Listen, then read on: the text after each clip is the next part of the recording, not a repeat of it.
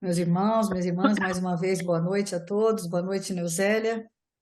Boa noite, Rita. Boa noite a todos. Vamos dar mais Uma início semana, e mais coisa estudo, boa. né? A nossa leitura do livro Vozes do Grande Além, o título é uma reflexão de Emmanuel, Doutrinar e Transformar. Em verdade, é preciso doutrinar para esclarecer, mas é imprescindível, igualmente, transformar para redimir. Doutrinação que melhore, transformação que recupere. A teoria prepara, a prática realiza. Ensinando, induzimos. Fazendo, demonstramos. Quem instrui, acende luz. Quem edifica é a própria luz em si. Para doutrinar com segurança, é necessário atender à sabedoria através do cérebro. Para transformar com êxito, é indispensável obedecer ao amor por intermédio do coração. Não basta, pois, o ensinamento.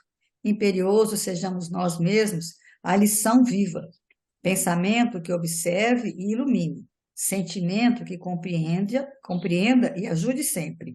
Não nos limitemos, deste modo, aos méritos da palavra. Procuremos com o mesmo fervor as vantagens da ação. Cultura que aperfeiçoe, trabalho que santifique. Hermes, Zoroastro, Confúcio, Siddhartha e Sócrates foram grandes e veneráveis instrutores que nos revelaram a senda. Jesus Cristo, porém, associando lição e exemplo, é o mestre amoroso e sábio que nos ensina a percorrê-la.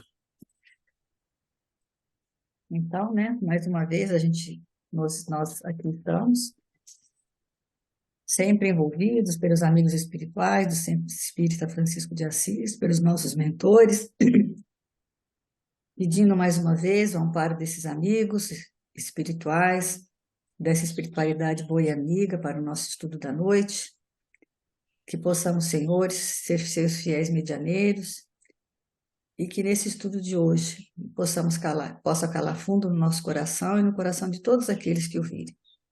E que possamos, acima de tudo, Senhor, colocar em prática no nosso dia a dia, nas nossas atitudes, mas principalmente nos nossos pensamentos. Todos os seus exemplos e ensinamentos que são para nós o exemplo maior. Fica conosco, Senhor, hoje, agora e sempre. Graças a Deus. Então, a gente está aqui de novo, né, no nosso estudo do Evangelho de Mateus, sempre à luz da doutrina espírita, né, minucioso, detalhado, como a gente sempre diz, e a gente usa sempre o recurso. A gente lê, né, o versículo e usa o recurso da psicografia do Chico Xavier, das obras básicas, né, de Allan Kardec, da doutrina. E a gente está naquela passagem que Jesus vai chegar numa região que é conhecida como região, como terra de Genezaré. Embora existisse a cidade, a pequena cidade, uma aldeiazinha que se chama Genezaré, toda a região ali em volta do lago, né? A gente explicou a semana passada que tem o lago, e em volta do lago foram crescendo pequenas aldeias, e esse local onde o barco de Jesus e dos discípulos vai aportar, fica né, entre a cidade de Magdala e Genezaré. É uma região. E aí a gente explicou a semana passada que existe acima, ao norte, uma cidade mais montanhosa, que é a cidade de Azor, e essa cidade é uma cidade, uma grande metrópole, murada, que é onde se tem um comércio muito forte. E Genezaré, que fica mais ali a região de Genezaré, ou a terra de Genezaré, como a que se refere o discípulo, ela é, ela é uma espécie é onde tem muita produção, é uma região muito fértil, e Genezaré justamente significa, né? O significado de Genezaré é o jardim de Azor. Ou seja, ali é plantado tudo que é consumido em Azor. E aí a gente sempre fala isso, né? O Luiz vai explicar que a gente sempre faz essa referência ao anterior, porque a gente é como se fosse uma série, né? Ideal. Aí eu vejo assim, por exemplo, sempre que alguém for pegar o estudo, o ideal é que ele volte, pelo menos, ao início da passagem, para ele poder ter um entendimento geral. É igual você pegar uma série de uma novela, né? E não vê o capítulo anterior, né? Até nas novelas mesmo eles falam, lembra, né? Resumo do capítulo anterior, dos capítulos anteriores, né? Então, por exemplo, às vezes uma passagem é mais curta, né? Por exemplo, a passagem que Jesus caminha sobre as águas tem 12 versículos, vai do versículo 22 ao 33. E nós demoramos 13 semanas para estudar, porque o versículo 25 nós usamos 2 estudos para fazer. Então, quem pega uma passagem, o ideal é que ele pegue lá do começo, pelo menos da passagem, né? Para poder entender todo o processo. Essa passagem que nós estamos estudando é uma passagem mais curta, vai ter acho que, vai ser acho que são 3 versículos só e vai terminar até o capítulo, né? Mas os nossos estudos do Jesus caminhando sobre as águas foi do 144 até o 156, né? Nós já estamos no 158. Então tem uma sequência para a gente ver. É por isso que a gente faz sempre, né? Então, Jesus e os discípulos agora, né, cruzaram o lago, chegam a essa terra de Genezaré, e a gente fez essa analogia que a queda espiritual de Judas, porque Judas era de Azor, que também era conhecida como Queriote. Aí a gente fez aquela analogia, Ish, homem, né? Queriote, aí falando rápido, Iscariotes, era Judas de Iscariotes.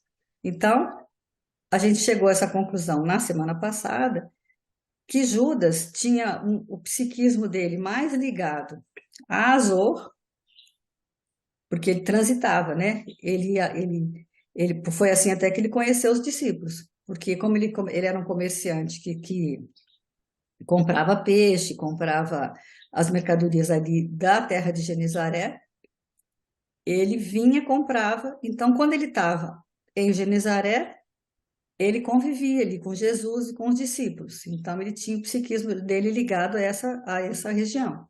E quando ele ia para Azor, mais até pela forma como ele acabou agindo, né, pela traição, tudo que ele fez, ficou configurado que Judas era mais de Queriote do que de Genezaré, né? E aí a gente chega no nosso versículo de hoje.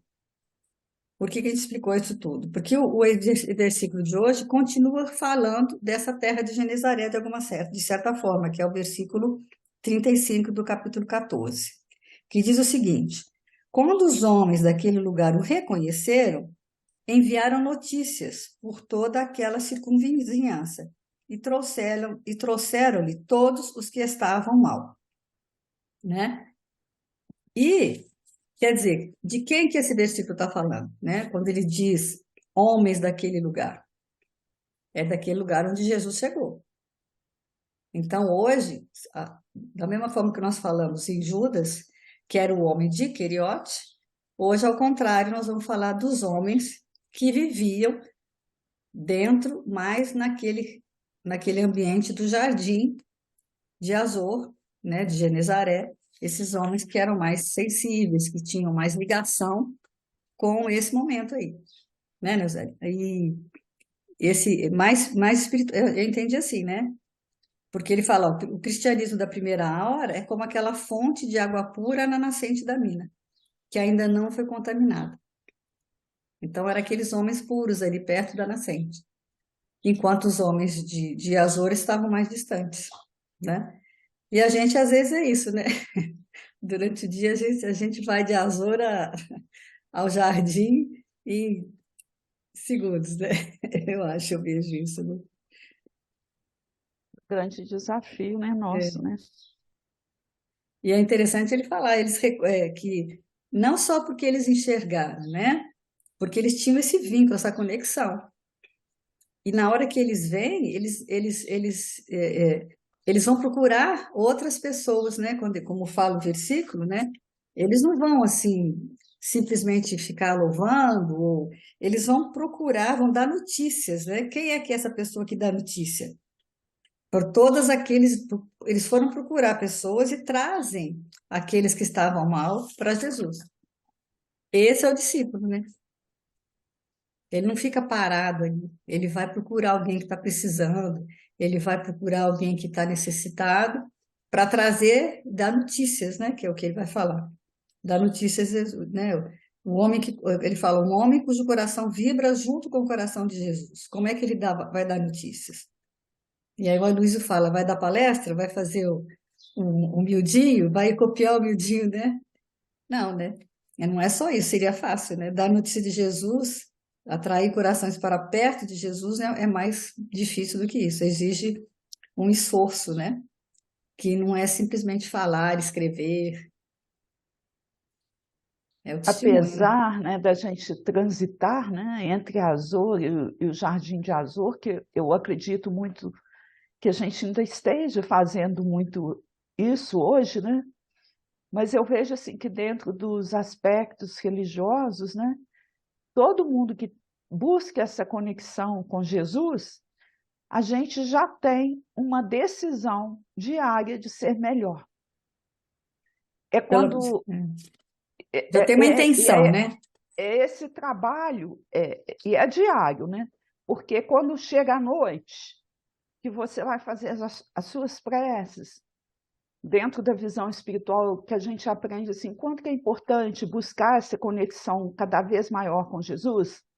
Então, quando você passa em revista o seu dia, né, que é a proposta lá de Santo Agostinho, né, no Livro dos Espíritos, então você já consegue ter uma percepção assim do quanto você foi vacilante e transitou nesses caminhos. E quando você acorda, que você vai fazer essa prece agradecendo, tendo esse sentimento de louvor e gratidão a Deus por mais um dia, você já tem essa proposta. Eu quero hoje ser melhor, fazer o melhor, ser mais justo, mais humano, usar dessas prerrogativas que a vida te oferece, né? Porque Deus, ele vê em nós esse potencial, acredita em nós e distribui esses talentos para nós, e a gente passa a ter essa intenção, né, de querer fazer, embora nem sempre a gente consiga fazer com a eficiência necessária, né? Mas eu acho que essa decisão já existe em nós, né? De tentar, né, ser cristão realmente, exercer esse papel de humanidade. E aí eu vejo assim, quando você falou assim, né, que eles vão e buscam, né, o versículo, né, fala, né, e como a Luísa explicou, a gente não consegue mais ficar indiferente à dor do outro, né? De alguma maneira, mínima que seja, aquilo te incomoda. E nem que seja através de uma oração, de um pensamento diferenciado em relação às angústias todas que o mundo atravessa, a gente já tem essa decisão de querer fazer diferente, né? Trazer Jesus não só para nós, mas para aqueles que estão mal. Eu acho que essa desculpa, é a proposta que a gente tem que ter aí, né? E aí ele vai para o Evangelho, né? Capítulo 20, trabalhadores da última hora.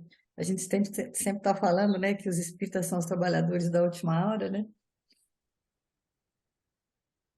E é sobre, e aí esse capítulo do Evangelho tem essa mensagem do Erasto, que é sobre a missão dos espíritas, né?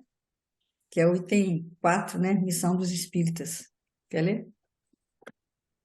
Eu vou pegar num pedaço que ele pegou, É. né? Fica melhor, Uhum. né? Porque senão vai É. se estender muito.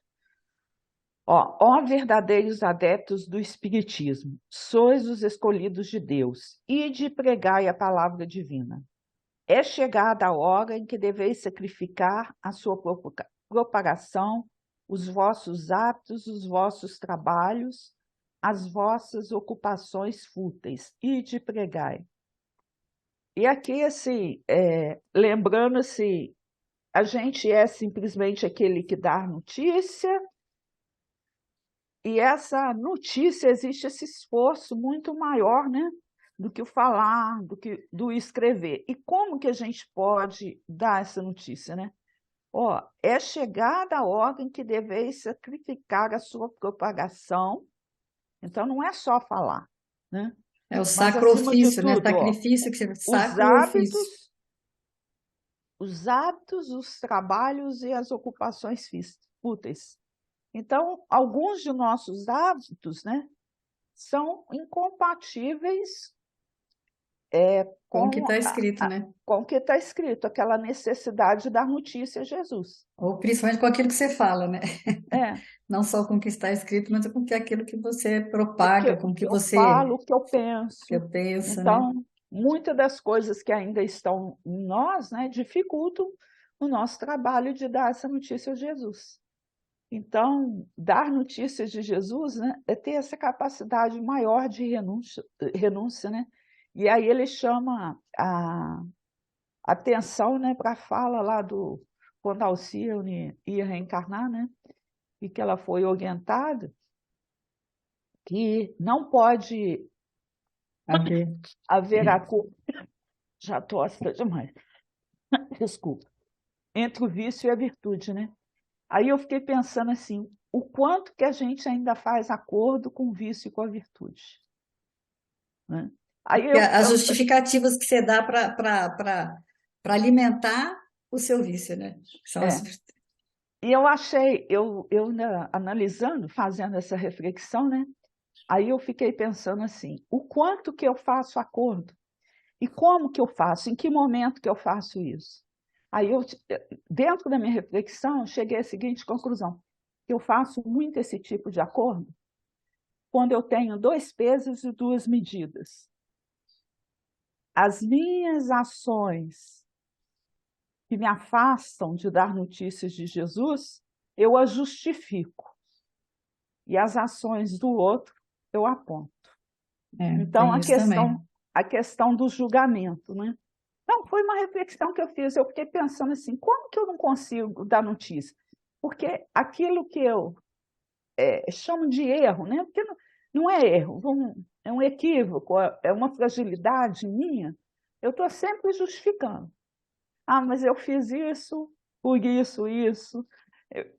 Eu agi dessa maneira por causa disso. Aí eu justifico. Aí, mas quando é o outro, aí eu aponto o dedo. Ah, ele Podia é ter feito isso, né? mal-humorado, ele é mesquinho, essa criatura é egoísmo. Agora, o meu egoísmo eu sou capaz de justificar.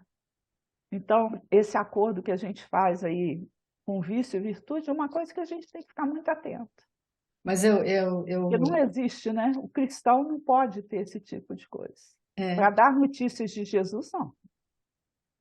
ó, tem o livro de Salmos, né, do Davi, né, que agora eu estou interessada nos Salmos, tá? Então, vocês vão me ouvir falar um pouco de Salmos.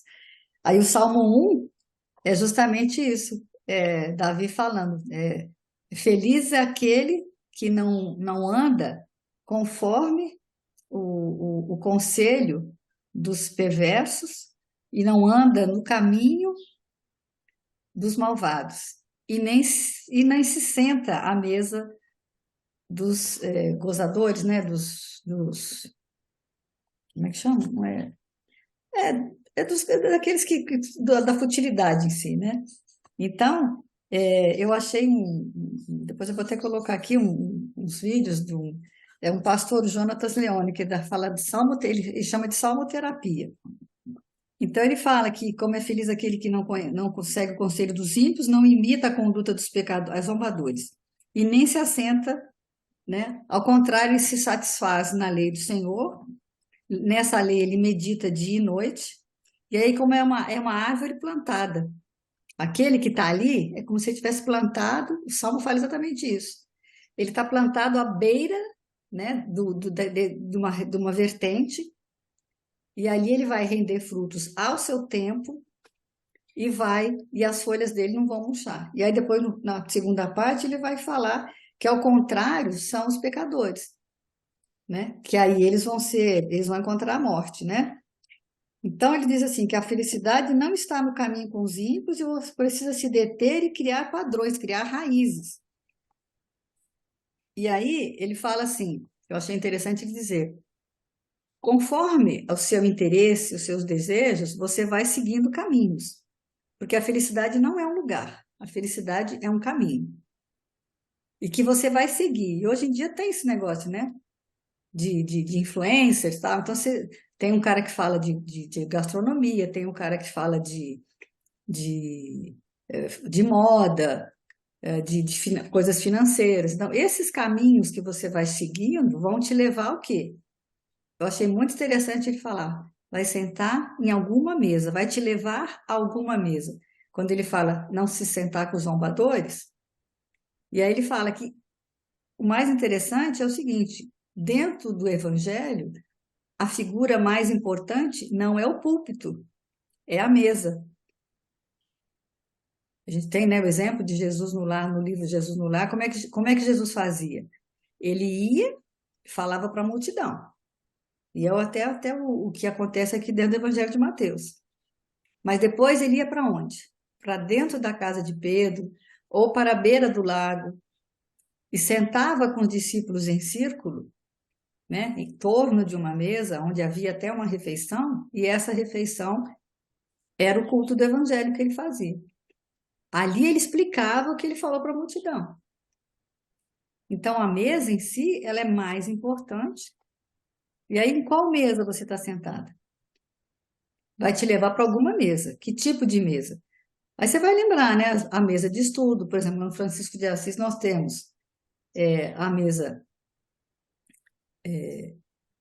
segunda-feira do Livro dos Espíritos, a gente tem a mesa da reunião mediúnica, tem as mesas onde você vai da sua família.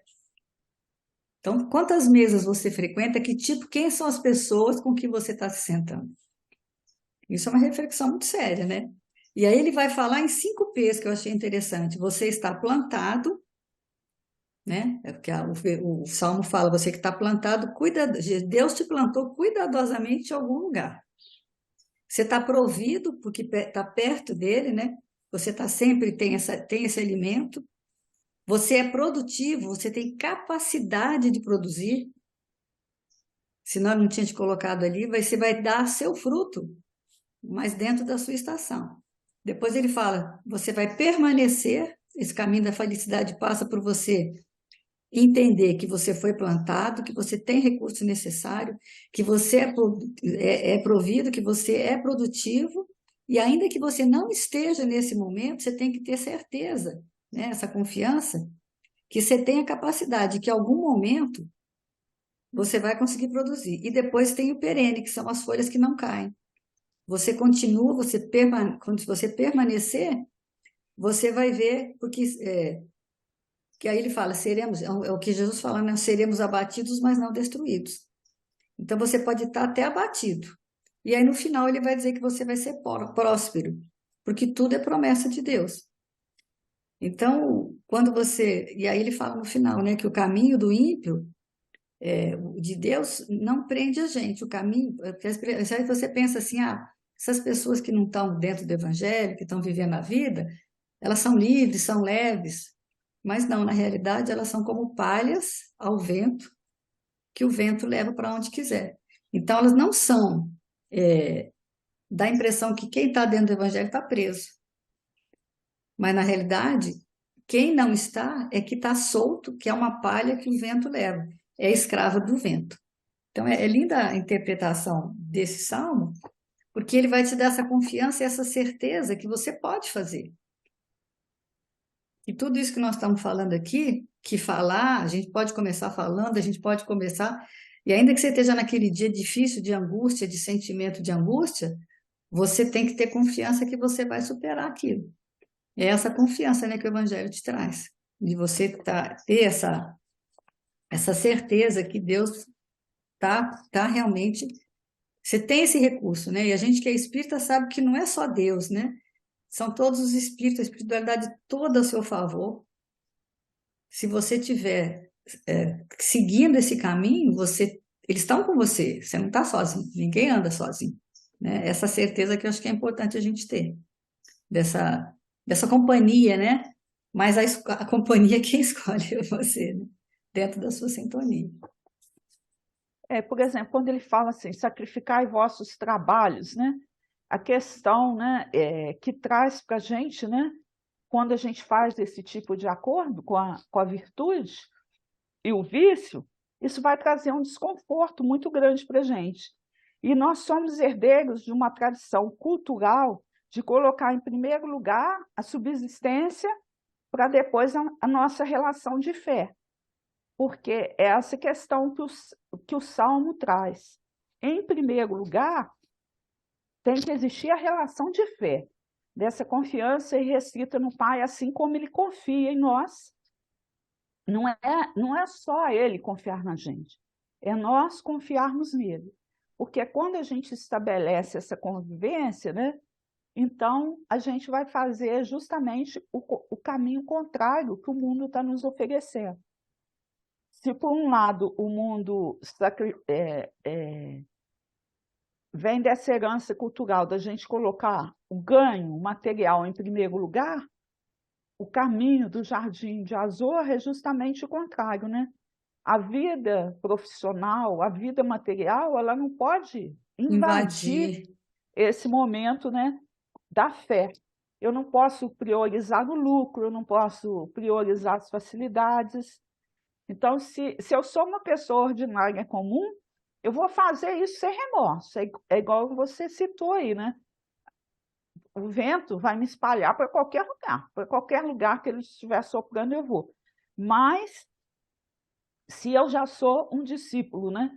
Que estou buscando, né, essa proximidade com Deus, então, em algumas vezes, eu vou ser extremamente solitário, vou me sentir assim como se eu estivesse sozinho, porque o mundo faz um tipo de convite, mas Jesus nos convida a nos aproximarmos do Pai. E para aproximarmos do Pai, a gente tem que ir nessa direção contrária, né?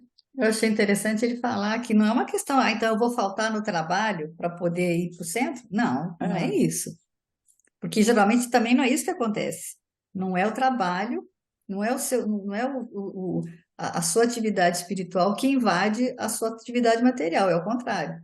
Geralmente, quando você tem uma atividade material, é que você deixa de ir naquele horário que você tinha que estar fazendo o trabalho espiritual, né? O trabalho, é. não gosto de falar de trabalho, não, né? Mas a sua atividade espiritual. Então, quer dizer, e depois, aí você tem que pensar assim, então não vou me afastar, vou viver aqui só no meu cantinho, não. Você tem que ir lá também, como Jesus ia, na multidão, e dentro da possibilidade, aonde que você achar uma brechinha para colocar evangelho, você coloca. Você vai ser incômodo? Vai. Às vezes você vai ser tido como aquele chato, aquele que colocou uma pulguinha atrás da orelha de alguém, mas tendo essa brecha, você deve dar. É o exemplo que você tem que dar. No meio de uma É o meu confusão, de eu uma briga. espiritual iluminando o meu eu profissional, né? E não ao Exatamente. contrário, né? É, Até mesmo é onde a gente vai focar a questão do exemplo. Como que eu vou estar exercendo a minha atividade profissional? exatamente. Eu estou ali só como com automatismo e com rigor Como um e homem de queriotes, horário, como um homem, né, que gosta, de azor, ou eu vou estar ali, né, como um jardim de azor, tornando até aquela atividade remunerada fácil, simples, porque eu vou estar com o coração iluminado pelo é o exemplo, espiritual. é o exemplo que nós demos semana passada do Gesiel, né? Do Estevão, quando ele estava nas galés, né? As galera. Remando, né? E, e trabalhando, né? Porque aquilo era um trabalho, embora fosse trabalho escravo, era um trabalho. E ele fez Afoito ao trabalho, né? afoito ao trabalho, entendeu? Não Então como deu nós exemplo, hoje, que às vezes a né? gente tem que trabalhar e usa o celular, hoje que está muito comum, né? Dentro do apelo da multidão, o horário que eu deveria estar produzindo, trabalhando, que eu estou sendo remunerado para isso, eu Vou estou lá. usando o celular, né? Para cair no outro extremo aqui, né? Das ocupações fúteis, né? Quais são as nossas ocupações fúteis, né? Como é que a gente vai Qualquer pregar esse desinteresse se somos nós a própria utilidade, às vezes, né? Ou perdendo o nosso tempo, né? Pela, pelo envolvimento só com as coisas materiais, né? E aí a internet hoje é um dos grandes perigos aí que a gente tem, né? As questões da mídia e o quanto que ela mesma, ela direciona, nos direciona por caminhos que às vezes a gente não quer ir, mas por causa de um minutinho de invigilância, um deslize de dedo hoje pode nos levar a lugares, né, realmente perigosos. E como E a nossa como evolução a espiritual. multidão, e às vezes você vai junto com ela, julga sem ter. Ontem eu estava conversando com uma moça que é advogada, e ela até passou na ordem, agora estava toda feliz. Aí eu falei assim: eu admiro a pessoa, porque eu não tenho essa paciência de esperar tanto tempo pela justiça, né? A justiça é lenta, né? Mas aí ela falou assim: não, mas a verdade é que a justiça precisa ser lenta para ela poder enxergar tudo.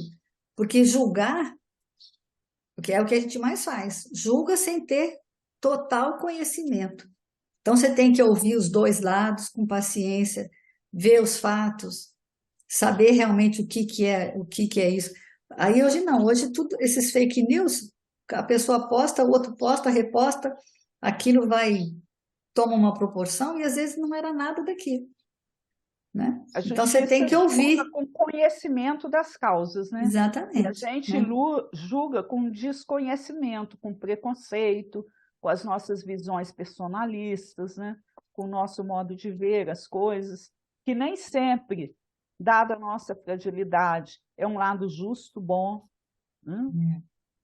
E a justiça não, a justiça tem esse cuidado. Verdade.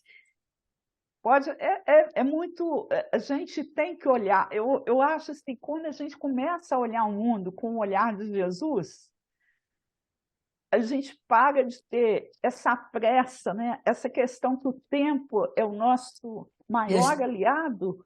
Então a gente a tem gente que fica entender que é incomodada, mesmo, né? né? Porque a gente, por exemplo, quantas notícias, a gente às vezes vai nós que trabalhamos na instituição, você vai num lugar e vê um idoso passando por situações difíceis, aí você julga quem? Aquele que está tomando conta dele, né? Ah, o cara está deixando sem comida, está deixando sujo e tal. Mas como é que você sabe qual que é a situação, que nível de entendimento que ele tem, o que de fato está acontecendo, né? As pessoas tipo, acusam, né? Quem está tomando conta. Mas você não sabe da história toda, você tem que saber, né? Você tem que ter mais conhecimento, né? E aí ele fala também, né? As abstinências aos dissolutos, né? Como que a gente faz isso? A gente faz o quê? Exemplificando o quê? Uma vida sóbria, né? É a questão do público, que ele cita o exemplo, né? Do livro, que ele era o próprio tirano, né? Como que Lívia pregou isso a ele? Batendo boca? Não. Ela pregou a ele o quê? Sendo uma esposa dedicada, tranquila, mostrando o outro lado, né? E é uma E, responsabilidade, né? Ele fala muito na questão do evangelizador, né? Porque, por exemplo, por exemplo, as crianças lá do centro, às vezes eles me veem na rua, porque a gente canta muito a música lá do Churuá, né? Aí eles me apontam para assim, ah lá, a tia do Churuá, né? Que é a música lá das conchinhas, né? Que fala Churuá, Churuá, a tia do Churuá. Aí você imaginou se eles me veem fazendo alguma coisa errada na rua? Então a gente tem que ter muita consciência disso, né? O evangelizador, se você em algum momento falou do evangelho para alguém, se essa pessoa te pegar, é igual um pai, se um pai pode falar o que for, mas se ele fala que não pode beber, mas ele bebe, se ele prega que não fuma, que é bom, ruim fumar, mas ele fuma, todos os nossos hábitos, sejam físicos ou mentais, se um pai que berra, que grita, como é que ele é exemplo? Ele não pode ser exemplo, né? Então, quer dizer, a gente tem que entender que se ele vê você fazendo alguma coisa errada, você pode ter feito até tudo certo, né? Porque infelizmente a natureza humana é essa, né? Você pode ter feito tudo certo, se você fizer uma coisa errada, é aquilo que vai ficar gravado na memória. aí Então, ele fala da vida, dá o exemplo da vida do Chico, né? Por que que todo mundo era receptivo às questões do Chico, né? Mas por quê? Porque a vida dele era 24 horas de exemplo. O tempo todo ele estava exemplificando. E nós já estamos há muito tempo vivenciando as mesmas questões. Então, e a gente se divide, né? Na nossa vida, a gente é uma pessoa só. Então, você tem que ser uma pessoa só em casa, no trabalho, no centro. E às vezes a gente faz essa divisão, né? Em casa a gente de um jeito, no centro a gente Viu? faz belas pregações, faz palestras maravilhosas, mas e aí, na prática? Como que você está usando todo aquele conteúdo a nível de conhecimento que você tem do Evangelho na sua vida prática? Como que você está fazendo isso, né? Então é muito sério, né? Então, lançai-vos em cruzada contra a justiça e a iniquidade, e de proscrever esse culto do bezerro de ouro que cada dia mais se alastre. Ide, Deus vos guias. Homens simples e ignorantes, vossas línguas se soltarão e falareis como nenhum orador fala. Ide pregai, que as populações atentas recolherão ditosas as vossas palavras de consolação, de fraternidade, de esperança e de luz. Mas o pregai aqui que a lição do Evangelho encerra é principalmente o quê? Pelo exemplo, Exemplo. E não só pela fala. É lógico pela que a gente fala, né? começa assim, né? Começa falando, começa aprendendo, mas a gente tem que. É o que a gente fala, né? Tem as asas, né?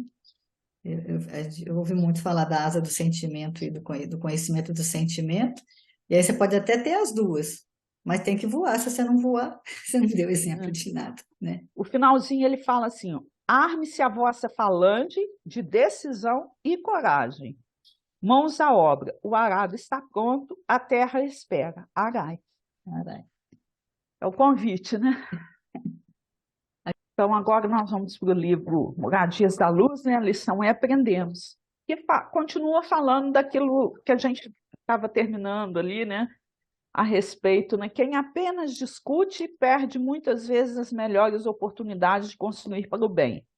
Quem somente instrui o cérebro, aperfeiçoando as maneiras da criatura ou embelezando aspectos exteriores da luta, naturalmente encontrará em muitas ocasiões enigmas desconcertantes nos problemas sentimentais.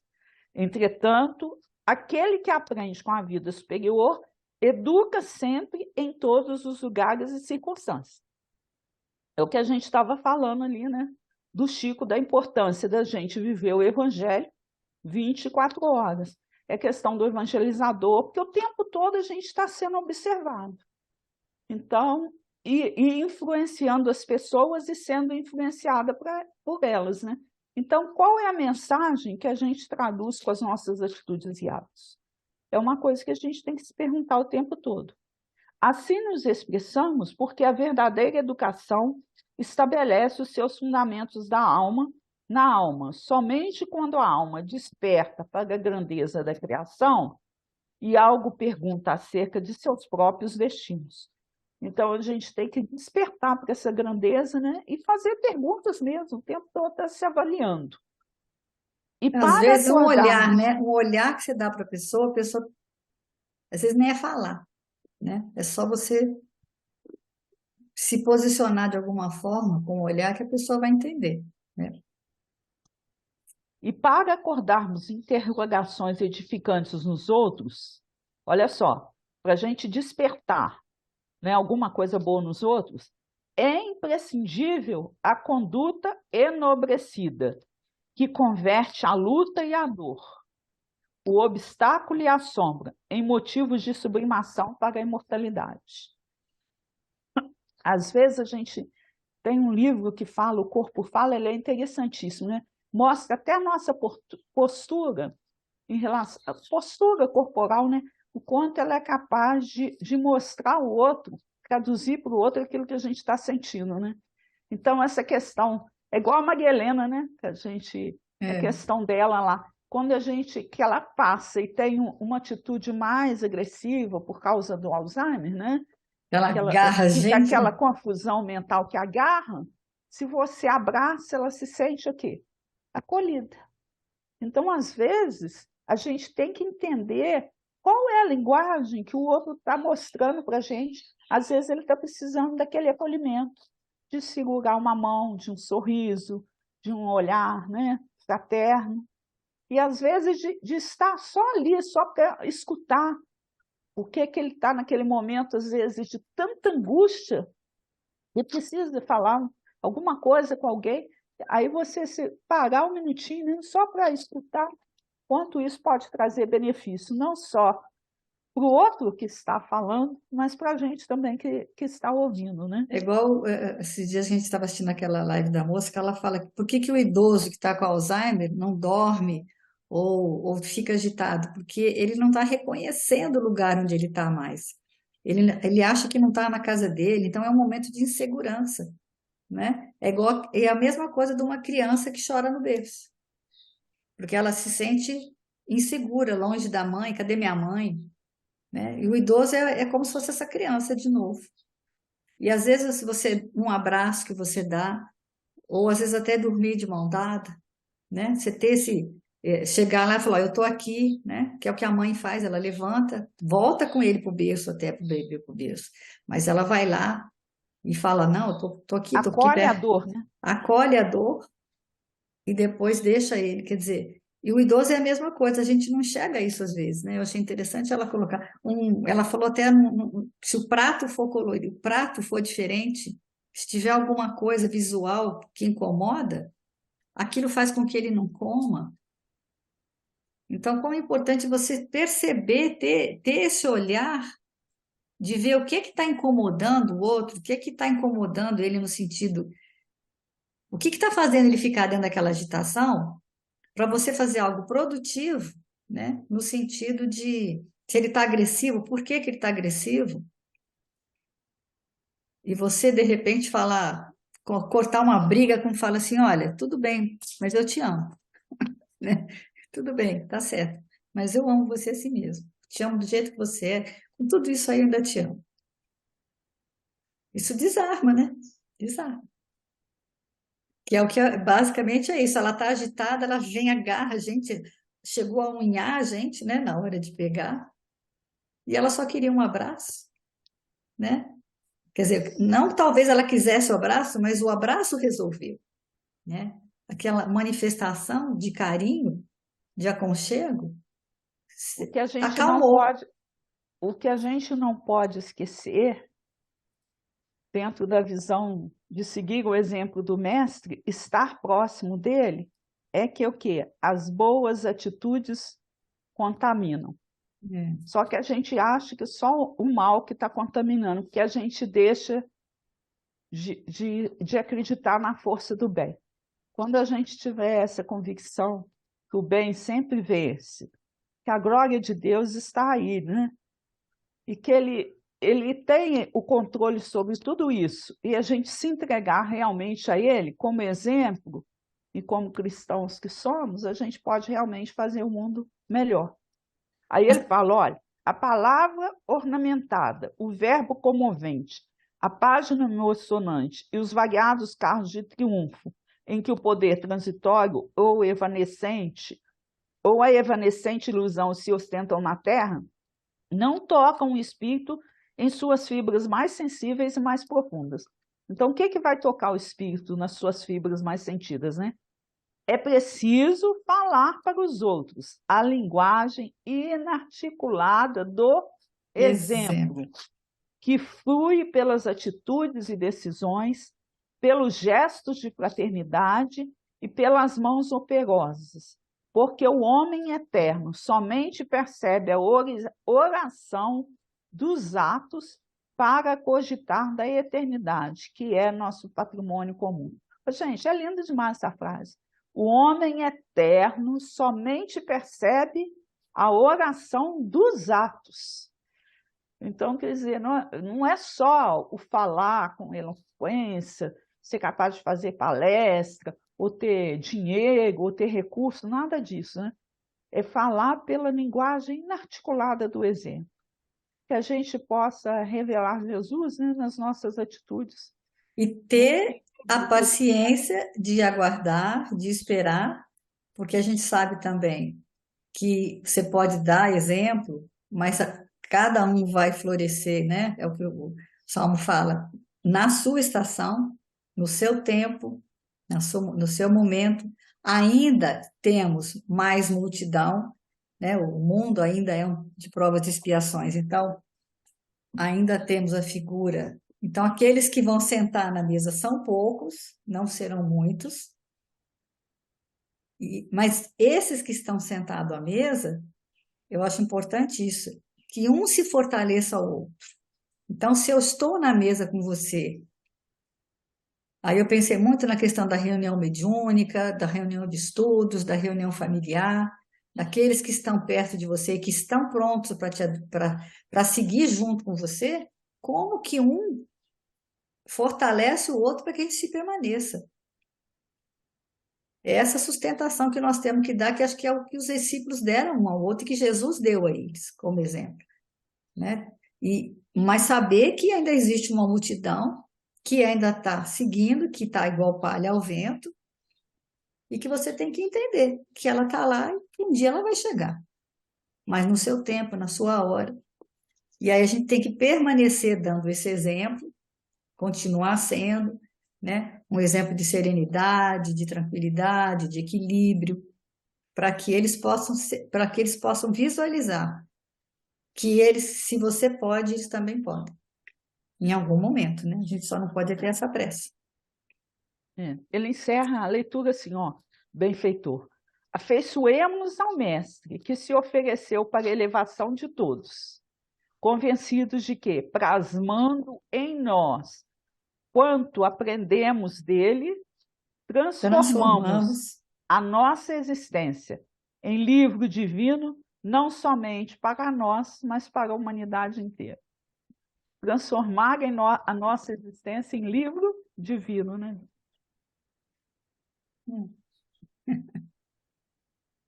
Aí ele vai para o livro Ponte Fonte Viva. Viva, capítulo 116, né? Ir e ensinar. Ridículo. Portanto, ide e ensinai, disse Jesus em Mateus 28, 19. Show? Não, achei. Vai. Quer que eu leia? Não, pode ler.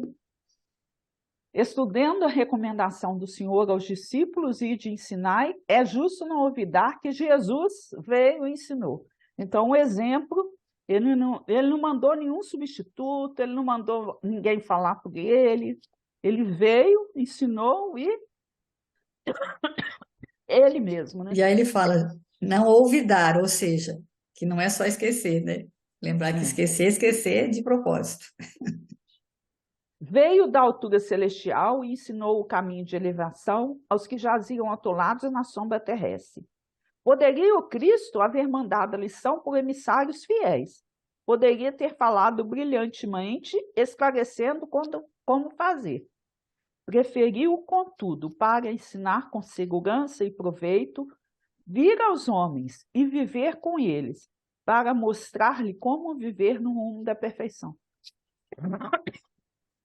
É o exemplo para nós, né? Não adianta a gente continuar aí com o discurso, né? Se a gente não fizer, né, gente? Porque nós somos igual uma criança, né? A criança imita o que o pai é, ou o que o pai não é. Se ele tem um nível de entendimento e vê que o que o pai está fazendo está errado, aí ele combina, ele copia o negativo, exatamente ao contrário. Mas geralmente ele copia aquilo, né? Aquilo que ele está vendo. Ele imita a maneira do pai falar, imita a maneira do. Ele quer as roupas que o pai usa, ele quer o cabelo que o pai dele tem. Então é muito perigoso isso, né? E E aí, aí. Pode falar. não pode ir, eu te cortei, desculpe. Agora já nem sei. Ele vai falar Aqui, ó. do amigo evangélico dele, é isso que você ia falar? Que a gente teve essa Não, eu vou experiência falar. igual essa semana, né? Ele conta de um amigo que ele foi almoçar com o amigo, ele começou a tacar comida, né? E esse amigo evangélico sentou, né? Fez a prece dele, depois sentou, depois comeu e depois agradeceu novamente. E é uma coisa que a gente, né? Que seria uma coisa que teria que ser um hábito nosso, né? Mas a gente não tem, né? A gente esquece disso, né? E é tão bonito quando a gente presencia alguém fazendo, né? É, Nós estávamos outro dia numa reunião, né? Numa festa, digamos assim, uma festa de aniversário, né? E aí a gente lá, e de repente a pessoa, né, se colocou nessa posição de no meio de uma festa, gente. Olha que é, coisa linda. foi Ela muito bonito. fez a prece dela e só depois ela sentou para se E não alimentar. fez só o Então, gesto, né? Você vê que não foi só um foi gesto, uma foi realmente uma atitude, atitude inteira e totalmente, né, de de agradecimento, né, de gratidão. gratidão. E realmente orou, ela deu alguns minutos, não foi só assim, o sinal da cruz, não, foi algo bem assim, até relativamente longo. E quando terminou, fez a mesma coisa, né? E a gente estava lá na festa tampada na comida, já, né? Porque ela sentou depois. Então, são esses exemplos, né? E você vê, né? Pequenos E aí, gestos fazem a e diferença, né? você vê que aparece no nosso dia a dia um exemplo daquilo que a gente estudou, já estava estudando, mas não lembrou, né? Só lembrou e por isso que você tem que vivenciar mesmo, né? Não é só falar. Você tem que ver alguém fazendo, você tem que ver alguém É, realmente praticando aquilo.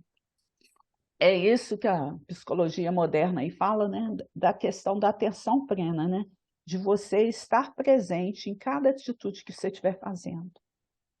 E mais do que isso, o cristão é estar presente com o Cristo, né? Nessa exemplificação. Aí ele continua, o benfeitor, olha, para isso, antes de tudo, fez-se humilde e simples na manjedoura. Olha os exemplos do mestre, né? Honrou o trabalho e o estudo no lar e em plena atividade pública. Foi o irmão providencial de todos, amparando a cada um conforme as suas necessidades. Com indiscutível acerto, Jesus é chamado Divino Mestre. Não porque possuísse uma cátedra de ouro, não porque fosse dono da melhor biblioteca do mundo, não porque simplesmente exaltasse a palavra correta e irrepreensível, não porque subisse ao trono da superioridade cultural, ditando obrigações para os ouvintes, mas sim porque alçou o próprio coração ao amor fraterno e, ensinando, converteu-se em benfeitor de quantos lhe recolhiam os sublimes ensinamentos. Falou-nos do eterno Pai e revelou-nos com seu sacrifício a justa maneira de buscá-lo. Se te propões deste modo cooperar com o Evangelho, recorda que não basta falar, aconselhar e informar. Ide ensinar, nas palavras do Cristo, quer dizer, ide e exemplificai, para que os outros aprendam como é preciso fazer. Então, a questão do exemplo aí, né? Ai, Porque é o que ele fala, né? Quando Jesus disse ir de ensinar, a gente fica com a parte mais cômoda, mais fácil, né? Aí você vai, né? Vai, monta o site, escreve um artigo. Mas o Paulo, o que que o Paulo falou, né? Acho que é o Pedro, né, que fala que o bom cristão é aquele que disputa a tarefa mais difícil, né, que tiver. e a E gente, aí na não é a realidade, pregação faz verbal, né? justamente o contrário, né? Você quer fazer, né? A mais difícil, a mais simples, né? A que não dá trabalho. Essa questão da transformação que o Evangelho nos mostra, né? Então, na realidade, toda injustiça que você sofre, toda dificuldade, é para que você aprenda a se transformar com isso. Porque se a gente fica na zona do conforto, a gente, dentro do processo evolutivo, a gente vai permanecer estacionário. E aí, quando vem uma dificuldade, quando vem uma injustiça, quando vem uma dor, é para você se movimentar. Então, Deus é tão perfeito que ele possibilita essa justiça e misericórdia dele. É nesse sentido que, dentro de todas as dificuldades que a vida vai nos apresentando, aquilo é para fazer a gente crescer, é para fazer a gente vislumbrar que existe um mundo muito mais belo nos esperando do que esse apego transitório que a gente vive dentro das questões materiais aí e das ilusões, né? É para fazer a gente tomar a decisão de seguir em frente e de avançar. Eu achei interessante o finalzinho que ele fala, que eu acho importante a gente falar também, que ele fala assim, a pessoa vai descrevendo lá o nosso lar, né, as colônias espirituais, mas quem é que vive nessa colônia, né? E aí, e fala assim, ó, a gente faz, aí ele fala, você, para que você faz o culto no lar? Para que você faz o evangelho? Para afastar os obsessores? Ele fala, não, não, é para tirar, né? Reunião mediúnica é para afastar o obsessor, para botar para ficar livre dele, né? E aí ele fala que não, que é justamente ao contrário, que na prece nós temos que pedir, se tiver algum espírito em sofrimento e desajuste, que ele permita que ele permaneça junto de você, para que ele veja a sua luta, o seu esforço, e ele passe a seguir o seu exemplo. Quem tem coragem de fazer isso, né? Aí ele vai contar a história do seu Luizinho, que é um senhorzinho lá que morava numa fazenda do seu Mariano, e dentro da fazenda tinha um centro espírita, né? E aí esse seu Mariano, acho que era parteiro, e um dia chega lá uma menina muito obsediada, que toda amarrada, porque tinha um espírito com ela. E aí o seu Mariano não podia atender porque ia fazer um parto, e chama o seu Luizinho, que era um médium que participava lá das reuniões do centro, e que era muito humildezinho, assim, tal. E aí ele chega e manda desamarrar a menina. E aí ele fala assim, não, mas... O pessoal fala, não, mas ela tá violenta, ela vai fazer loucura aqui e tal. Aí ele falou, não, desamarra. Aí manda desamarrar a menina obsediada sobe no IP, no alto da coisa, e ele só dá uma ordem assim, desce aqui. Aí ele conversa com o espírito, tira o chapéu dele, que ele usava um chapéuzinho, e chama o espírito para entrar dentro do chapéu. E põe o chapéu na cabeça. E aí a menina, não, aí a menina desce, né? Quando ele chama, a menina desce do pé de pé, da árvore, se vem se arrastando, fica no pezinho dele e adormece.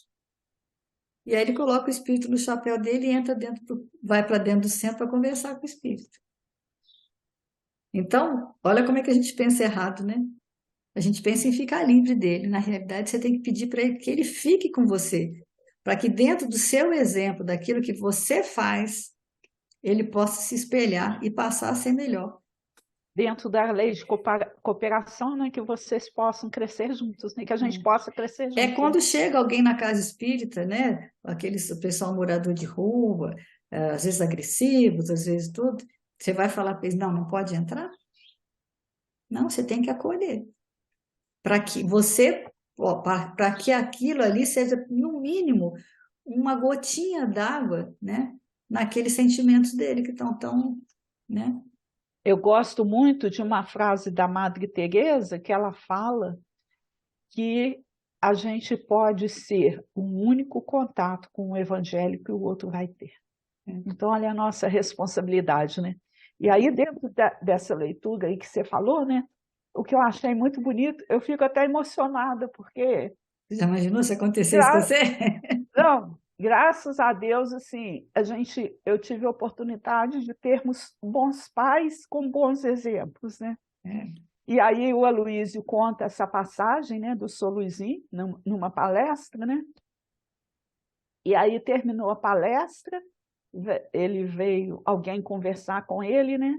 Aí ele falou assim, olha, eu sou testemunha, meu pai realmente era tudo isso que você falou, né? Que foi a bondade, o acolhimento, né? Para conversar com os espíritos, de atender as pessoas, de ser esse exemplo de fraternidade, né? Então eu fico pensando assim, o quanto que a gente tem que ter gratidão por aqueles que vieram antes de nós, que foram um exemplo, né? Porque se nós chegamos hoje até aqui, reencarnados, a gente teve toda uma geração passada que nos acolheu como filhos. Eu tenho uma coisa muito bonita que eu tenho do meu pai, porque, e é uma coisa que eu me emociono, porque eu vejo hoje que essa geração vê os filhos como um peso, como um trabalho. E o pai tinha uma expressão assim que ele usava aqui com a gente, e cada filho que nascia trazia um pão debaixo do braço. E ele bonitinho. encarava o fato da gente de nos educar como sendo o trabalho que a vida tinha reservado para ele. Então, quanto que isso é bonito, né? Do exemplo dessa predisposição, porque nenhum de nós é perfeito, mas se a gente não aproveitar esses dons da vida, esse talento, essa continuidade que a vida precisa ter, né? Em termos de renovação, em termos assim, dessa fraternidade, cooperação que tem que existir entre as gerações, com a força do exemplo, E a a gente está gente realmente vivenciando muito consegue. isso com essa comemoração de 100 anos da cidade de Bicas, né? Como as pessoas estão com dificuldade de resgatar histórias, de saber como é que as coisas aconteceram, e quantos exemplos estão surgindo, né? O próprio seu avô, Salvador, foi ele, né, idealizador do lar cristão. Então, como que a história vai se construindo dentro de quê? De bons exemplos. A evolução acontece a partir de bons exemplos, né? E aí é a questão, né? Um filho não é uma responsabilidade, sim, é lógico que é, mas é uma oportunidade enorme. É assim que a gente tem que chegar como a uma oportunidade, Quantos espíritos estão precisando voltar, né? esperando, né? Esperando as coisas acontecerem e a gente está aí, né? Então, É, acho que tá vamos bom. lá, né? Finalizar que já está atrasado. Vou encerrar com uma frase, uma poesia do João de Deus. Brilhe vossa luz.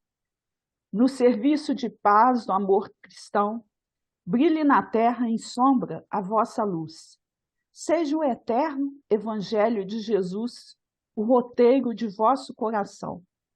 Não vos perturbe o campo da aflição, a que o mundo das trevas se conduz. Sede fiéis, tomai vossa cruz, seguindo o Mestre para a redenção. Vivei o ministério salvador da vontade divina do Senhor, na batalha incessante contra o mal. Ao salário da vida, fazei jus. Onde estiverdes, brilhe a vossa luz, para a glória do Espírito imortal.